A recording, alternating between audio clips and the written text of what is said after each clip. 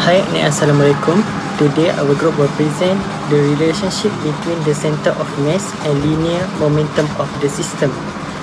Okay, this video presentation will prepare for Dr. Roshaini binti Effendi Zaman. Before we start our presentation, I will introduce our group members, which is my name is Muhammad Luizami Harun. And then the second one is Aida Adam bin Azmi. The third one is Muhammad Danish Haikal bin Rashdan. And the last one is Muhammad Luqman bin Rasidi. Okay, Assalamualaikum and good morning everyone. Today I would like to present our topic, which is a relationship between the center of mass and linear momentum of the system. In many real life situations, physical system consists of several particles or objects moving simultaneously. For example, a moving car, a rocket launch, or even the motion of planet involve more than one object. Analyzing the motion of every individual particle can be very difficult and time-consuming. Therefore, physicists use the concept of the center of mass, or COM, to represent the overall motions of the entire system. Another important concept is linear momentum, which is describe the quantity of motion of an object based on its mass and velocity. The relationship between these two concepts allows scientists and engineers to analyze complicated systems more efficiently and accurately. Today we will explain this concept, their relationship, and how they are applied in everyday life. Before we discuss their relationship, let us first understand the meaning of each concept.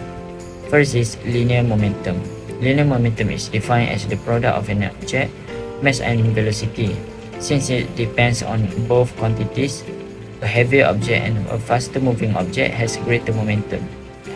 Linear momentum is also a vector quantity, meaning it has both magnitude and direction. It describes the motion of an object or an entire system. Next is center of mass. The center of mass is the point where the entire mass of a system can be considered to be concentrated. It also represents the average position of the system mass distribution. Even if a system contains many particles, we can analyze its overall motion by studying the movement of the center of mass instead of every individual particle. The videos shown here illustrated both concepts. The Newton's cradle demonstrated the transfer of linear momentum during collisions, while the second demonstration shows how the center of mass determines the balance and motion of an object. Next, to be better understand this topic, we first look at its background. In classical mechanics, Newton's laws describe how objects move under the influence of force. However, when multiple objects interact, such as during collisions and explosions, analyzing each object motion separately becomes very complicated. To simplify this analysis, physicists introduce the concept of the centers of mass. Instead of analyzing every object individually, the motions of the whole system can be represented by the motion of its center of mass. This motion is directly related to the total linear momentum of the system. In addition, this relationship forms the basis of the law of conservation of linear momentum, which states that the total momentum of an isolated system remains constant if no external force acts on it. Next, we are looking in the objective. The objective of this presentation are first to define the concept of the center of mass and linear momentum. Second is to explain the relationship between these two concepts. Third is to derive the governing equation mathematically. And fourth, to demonstrate how these concepts are applied in a real-life situation. And lastly is we will solve a numerical problem involving the center of mass and linear momentum to improve our understanding of the topic. Okay, understanding the relationship between the center of mass and linear momentum is very important because it has many practical applications. For example, it helps engineers predict the motion of moving objects and analyze collision and explosion. It is also essential in a rocket propulsion, where momentum conservation explains how rockets move forward by expelling gases backward. In the automotive industry, this concept helps engineers design safer vehicles and improve crash analysis. They are also widely used in robotics to improve movement and stability, as well as in astronomy to study the motions of planets and satellites. Therefore, this topic is not only important in physics but also plays as a significant role in engineering, transportation, aerospace technology, and many aspects of everyday life. With this understanding, we can now proceed to the main discussion on the relationship between the center of mass and the linear momentum of the system. Okay, in this segment, we explore how the center of mass is formally defined for a system of particles. The position vector of the center of mass, or center of mass, is given by the sum of each particle mass multiplied by its position divided by the total mass of the system. In component form, X center of mass equals the sum of mi times xi over the total mass. Similarly, Y center of mass equals the sum of mi times yi over m, and the Z center of mass equals the sum of mi times zi over m. This equation tells us that the center of mass is essentially the mass with average position of all particles in the system. This definition is fundamental because it allows us to treat an entire system as if all its mass was concentrated at a single point. Now, let us connect the center of mass equation to linear momentum. Starting from the position of the center of mass, our center of mass equals 1 over m times the sum of mi ri. If we differentiate both sides with respect to time, we get the velocity of the center of mass. The derivative of our center of mass with respect to times given us v velocity center of mass. On the right side, since the mass is constant, we get 1 over m times the sum of mi bi. But the sum of mi bi is simply the total linear momentum of the system, which is momentum total. Therefore, velocity center of mass equals to momentum total divided by m. Rearranges this, we get the momentum total equals m times velocity center of mass. This is a powerful result because the total momentum of the system equals the total mass multiplied by the velocity of the center of mass. It means we can describe the overall motion of a complex system using just one point, which is the center of mass. Next, we derive the relationship between force and the center of mass using Newton's second law. For each individual particle in I in the system, Newton's second law states that the net force on it equals its mass times its acceleration. The net force on particle I includes both external and internal force from other particles. So we write the Fi external plus the sum of Fij internal equal Mi times Ai.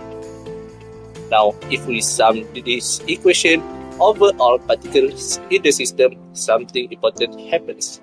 The sum of all internal force cancel out due to Newton's third law.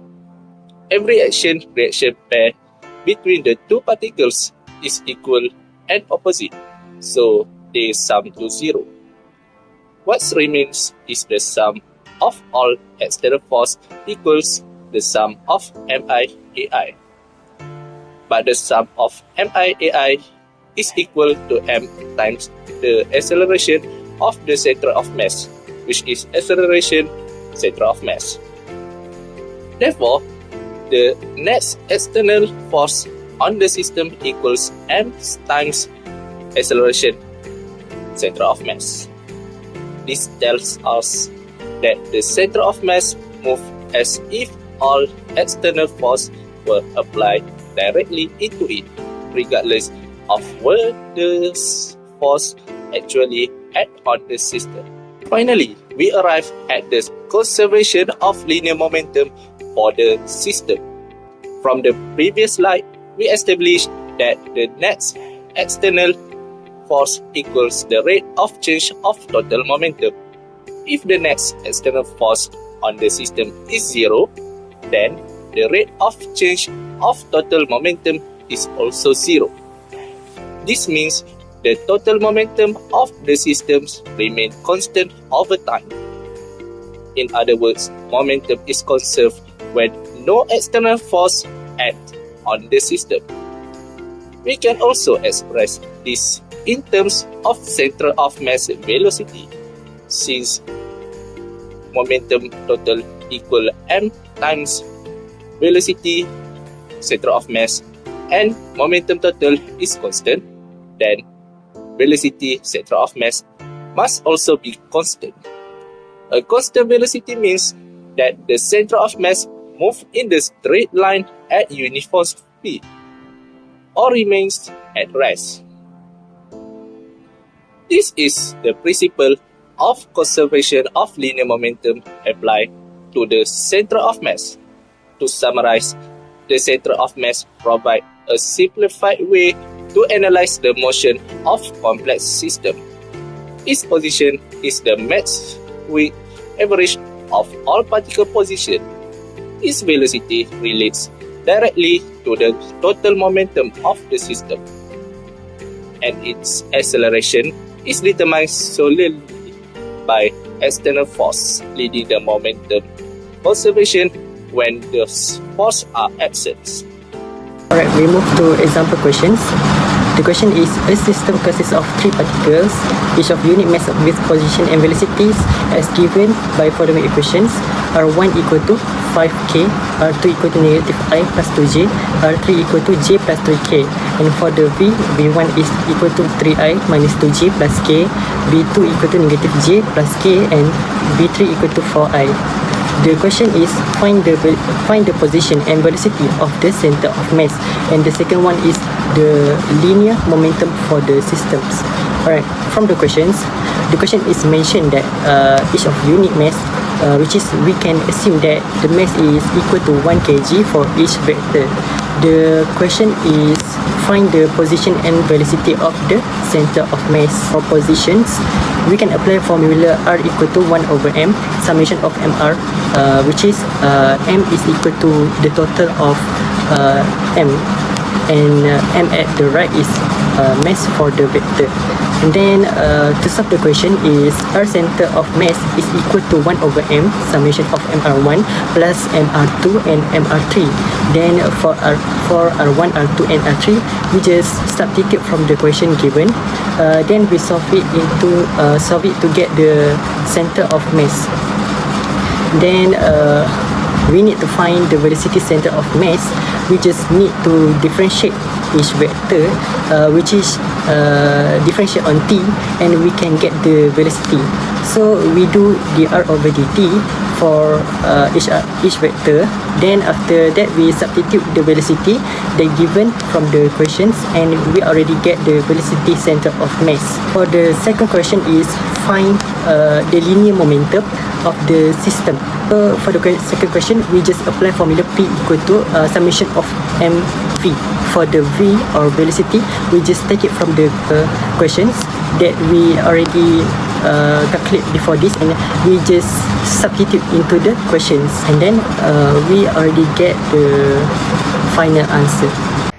Next, I will present the daily life application of the relationship between the center of mass and linear momentum. First, let's look at a high diver or a gymnasium in mid-air. When an athlete leaps into the air, there are no horizontally external force acting on them, which means the linear momentum of their center of mass remain perfectly. As you can see in the diagram, even though the athlete twists, turn and rotate their body, their center of mass continues to move in a flawless, predictable, parabolic path until their length. For the second, we have the concept of rifle recoil. Before the rifle is fired, the entire system is at rest, making the initial momentum zero. When the bullet is fired forward, it creates a positive momentum to balance their out and conserve the total momentum at zero. The rifle must jolt backward, creating a negative momentum. This ensures that the overall center of mass of the system does not shift at all. Lastly, in application of daily life, we have walking on a stationary canoe or boat.